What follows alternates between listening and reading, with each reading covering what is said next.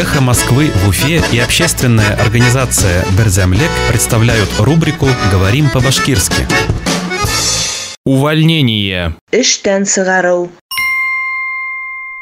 Оспорить увольнение. Эштән сығаруды дәгъваллашыу. Оспорить увольнение. Эштән сығаруды дәгъваллашыу.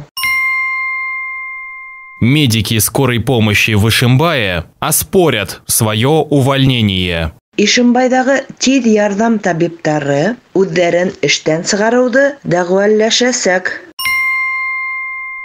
Медики скорой помощи в Ишимбае оспорят свое увольнение. Ишимбайдагы тиз ярдәм табиблары үзләрен эштән сығаруды дәгъваллашәсәк.